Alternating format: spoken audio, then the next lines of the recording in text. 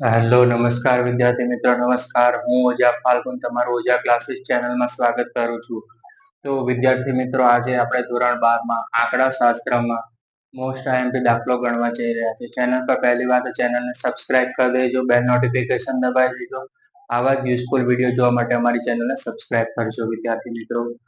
તો વિદ્યાર્થી મિત્રો, સૂચકાંક છે તે તમારી 12 માર્ક્સની બોર્ડની એક્ઝામમાં પૂછાવાના છે. તો વિદ્યાર્થી મિત્રો, તો સૌપ્રથમ આજે આપણે અચલ આધારની રીતનો એક દાખલો કર્યો છે, જે તમારી બોર્ડની એક્ઝામમાં અને સ્કૂલ એક્ઝામમાં 3 માર્ક્સનો પૂછાય છે. તો સૂચકાંક એટલે શું? સૂચકાંક એટલે કે કોઈ પણ ચલની કિંમતમાં આપણે કોઈ નિશ્ચિત સમયની સાપેક્ષમાં થતો ટકાવારી ફેરફાર છે વિદ્યાર્થી મિત્રો, બરાબર.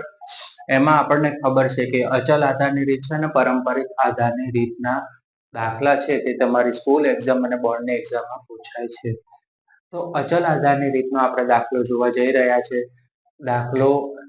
દાખલો છે તે તમારે પ્રેક્ટિસ પણ કરવાની છે અને એન્ડ સુધી તમારે વિડીયોને બની રહેવાનો છે અને આ દાખલો તમારી નોટબુકમાં પણ સાથે ગણવાનો છે, બરાબર વિદ્યાર્થી મિત્રો. વિડીયો પસંદ આવે તો વિડીયોને લાઈક કરી દેજો અને ચેનલને સબસ્ક્રાઇબ કરી દેજો, બરાબર. ઓકે વિદ્યાર્થી મિત્રો, તો એક ખાંડ ઉત્પાદક છે તે કંપનીના વર્ષ 2011 થી 2018 સુધી, બરાબર, એટલે એક વેપારી છે, ખાંડનું શું કરે છે? ઉત્પાદન કરે છે. કયા વર્ષ સુધી? 2011 થી 2018 સુધીના ખાંડના ઉત્પાદનમાં આંકડા નીચે પ્રમાણે છે. એમાં એવું કીધું છે કે માહિતી વર્ષ 2013 અને 2014 ના ઉત્પાદનને સરેરાશ ઉત્પાદન કર્યું છે. એટલે વર્ષ કયું લેવાનું છે સરેરાશ માટે? 2013 અને 2014 સરેરાશ ઉત્પાદનને આધાર વર્ષ લઈ અચલ આધારની રીતે સૂચકાંક તૈયાર કરો. એટલે તમને અહીંયા સ્પેસિફાઈ કરી દીધેલું છે કે કઈ મેથડથી કરવાનું છે દાખલો, તો કે અચલ આધારની રીતેથી સૂચકાંક તમારે શું કરવાનો છે? અહીંયા તૈયાર કરવાનો છે વિદ્યાર્થી મિત્રો. ઓકે, આંકડા લખેલું છે, રાઈટ. હવે સરેરાશ ઉત્પાદન કીધું છે તો આપણે શું કરવાનું છે? 2013 અને 2014 ના આંકડા આપણે શું કીધું છે? ઉત્પાદનના આધાર વર્ષ તરીકે લેવાના છે.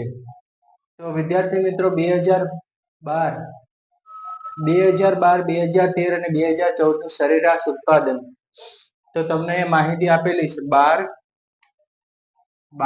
13 અને 14 આ 3 વર્ષનું આપણે ઉત્પાદન લેવાનું છે. તો જ્યારે સરેરાશ ઉત્પાદન કહીએ એટલે ત્રણેય જે ઉત્પાદનની કોલમ છે, બરાબર, જે કે આપણે આવૃત્તિ પણ કહીએ છીએ, તે કોલમના ત્રણેયનું શું કરવાનું છે? પ્લસ કરવાનું હોય છે. સરેરાશ ઉત્પાદન કહીએ એટલે જે પણ 3 વર્ષ આપે એનો શું કરવાનો છે? પ્લસ કરવાનો છે. અને એને કેટલા વડે ભાગવાના? જેમ કે જેટલા વર્ષ આપે, 3 આપ્યા તો 3, 5 આપ્યા હોય તો 5, 2 આપ્યા હોય તો 2, બરાબર, સરેરાશ કાઢવાનું છે. તો 2012 ની સરેરાશની કિંમત 196 છે. 2013 ની કિંમત સરેરાશ છે 202 છે અને 2014 ની છે 214 છે. એટલે 196 વત્તા 202 વત્તા 214 કેટલા વર્ષ થયા? 3 વર્ષ થયા. તો કેટલા વડે ભાગવાનું વિદ્યાર્થી મિત્રો? 3 વડે ભાગવાનું. તો તેનું ટોટલ કરતા આપણને કેટલા મળ્યા? 612 મળ્યા. કેટલા મળ્યા? 612. એને કેટલા વડે ભાગવાનું? 3 વડે ભાગશું. 612 ને 3 વડે ભાગો તો કેટલા મળે છે? 204 મળે છે. તો આપણને સરેરાશ ઉત્પાદન માટે શું મળ્યું? આપણું P0 જેને કહીએ છીએ, P0 છે તે કેટલું મળ્યું આપણને? 204 મળ્યું. કેટલું મળ્યું? 204 મળી ગયું વિદ્યાર્થી મિત્રો. ઓકે, હવે જ્યારે પણ આપણને P0 જોતું હશે ત્યારે આપણે શું કરવાનું છે? આપણે છે તે લખવાનું છે વિદ્યાર્થી મિત્રો. ઓકે, તો હવે આપણે સ્ટાર્ટ કરી દીધો છે દાખલો કે વર્ષ 2011 થી લઈને 2018 સુધીની માહિતી આપી દીધેલી છે. પછી ઉત્પાદનનું કોલમ બનાવવાનું છે અને અચલ આધાર રીતનું સૂચકાંકનું કોલમ બનાવશે. તો અચલ આધાર રીતના સૂચકાંકનું સૂત્ર શું છે? P1 ના છેદમાં P0 ગુણ્યા 100.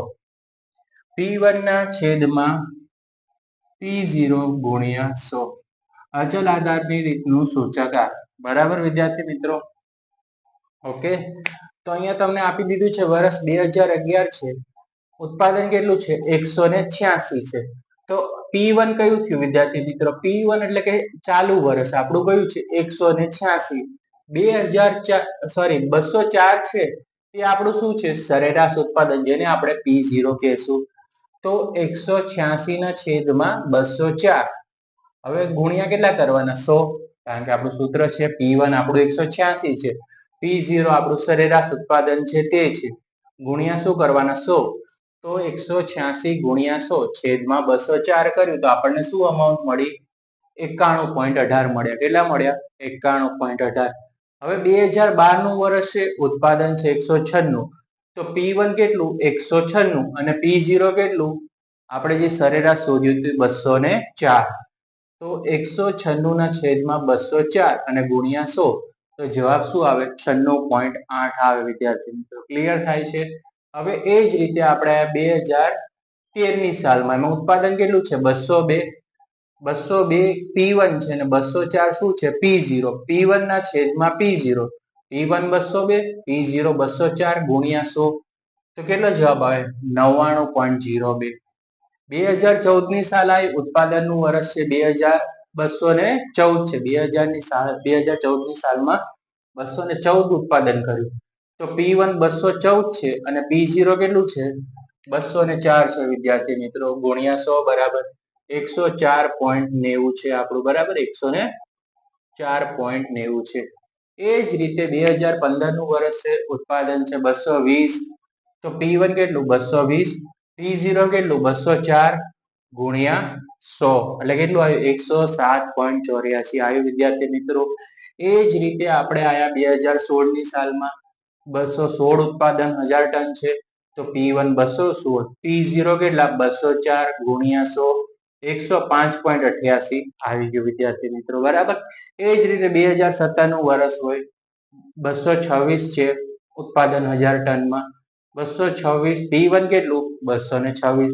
P0 તમે જે ઉપર શોધ્યું છે એ તમારું P0 થશે, એ આવશે 204 ગુણ્યા 100 110.78.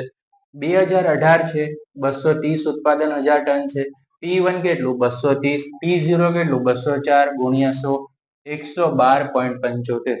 તો વિદ્યાર્થી મિત્રો, તમારે ધ્યાન રાખવાનું કે P વર્ષ છે એટલે કે ચાલુ વર્ષ થશે તમારું. આ શું કહેવાય? P1 વાળું કોલમ કહેશું, બરાબર. P0 આપણે ઉત્પાદન જે આપણે જે શોધ્યું છે એ તમારે લખવાનું છે અને 100 હારે શું કરવાનું છે? ગુણાકાર કરવાનો છે. ક્લિયર થઈ ગયું વિદ્યાર્થી મિત્રો? સ્ક્રીનશોટ લઈ લો, બરાબર. અને વિડીયોને શું કરી દેજો? લાઈક કરજો અને કોમેન્ટ કરજો અને વિડીયો તમારા મિત્રો સાથે શેર કરજો. આવા જ દાખલા આપણે તમારા માટે વિડીયો સિરીઝ લેક્ચર આપણે બનાવશું. વિદ્યાર્થી મિત્રો, ઓકે, રેડી?